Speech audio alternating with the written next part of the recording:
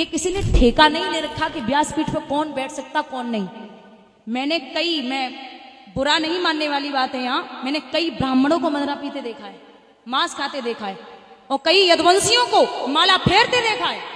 आप यहाँ ये नहीं कह सकते कि मुझे क्या करना है और क्या नहीं करना है। आपने माला फेरते हुए लोगों को देखा है, इसका मतलब क्या है? इसका मतलब ये थोड़ी ही है कि जो भी माला फेरेगा वो कथावाचक बन जाएगा। और आप कहती हैं कि हमें मत बताओ कि हमें क्या करना है। क्यों नहीं बताएंगे? ब्राह्मण का काम ही है बताने का। ब्राह्मण नहीं बताएगा तो कौन बताएगा? आप बताएंगी। याद रखिए, भागवत का वचन है। आप भागवत कथा करती हैं, पर भागवत के बारे में आपको ज्ञान है? भागवत में ही लिखा है वर्णा नाम ब्राह्मणो गुरु, सभी वर्णों का गुरु ब्राह्मण है। तो गुरु नहीं बताएगा तो कौन बताएगा? चेला बताएगा। और सबसे बड़ी बात, एक बात और, कभी भी ये बुरा मत मानना, बुराई वाली बात भी नहीं है, भागवत का प्रमाण है। मैं कभी भी बिना प्रमाण के बात नहीं करती, कभी भी। आप कहती हैं कि आप प्रमाण से बात करती हैं, बिना प्रमाण के बात नहीं करती। तो यदि आप प्रमाण से बात करती हैं तो भागवत कथावाचक कौन होना चाहिए, इसका प्रमाण आपको नहीं मिला भागवत में। भागवत के महात्म के 6ठे अध्याय में साफ साफ लिखा हुआ है कि कथावाचक कौन हो सकता है।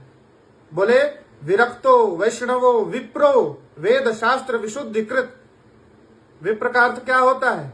जन्मना ब्राह्मणो गेय, शुद्ध ब्राह्मण ब्राह्मणी के द्वारा जिसने जन्म लिया है, समय पर जिसका यज्ञोपवीत जनेऊ हुआ है और गुरु के चरणों में बैठकर जिसने शास्त्रों का अध्ययन किया है, वही विप्र है। व्यासपीठ पर बैठकर कथा बांचने का अधिकार केवल शुद्ध ब्राह्मण को है, जिसका आचरण भी शुद्ध हो, जो शराब पिए वो नहीं, जिसका आचरण भी शुद्ध हो और जन्मना जो शुद्ध ब्राह्मण हो, उसी का अधिकार है।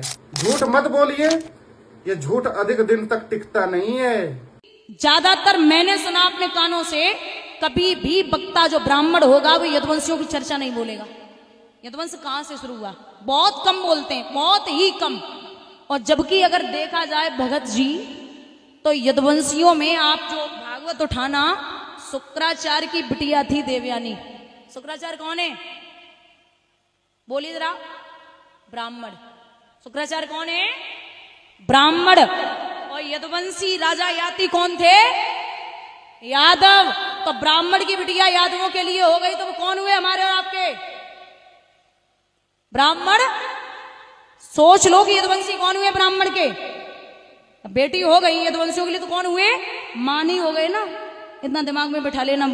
शुक्राचार्य ब्राह्मण थे, पर शुक्राचार्य की बेटी देवयानी को श्राप दिया गया था, जिसके कारण किसी ब्राह्मण के साथ उसका विवाह नहीं हो सकता था। इसीलिए ययाति के साथ उसका विवाह हुआ। ययाति कौन थे? ययाति क्षत्रिय थे, और क्षत्रिय राजा ययाति के साथ देवयानी जी का विवाह हुआ था। इसलिए जबरन आप कुछ भी मत बोलिए। दूसरी बात याद रखिएगा कि ययाति के 5 पुत्र थे, और उनके सबसे बड़े पुत्र का नाम था यदु, और यदु से ही यदुवंश चला, क्षत्रिय यदुवंश। महाराज ययाति भी क्षत्रिय, उनके पुत्र यदु भी क्षत्रिय, और उसी कुल में जन्म लेने वाले वसुदेव जी और श्री कृष्ण भी क्षत्रिय।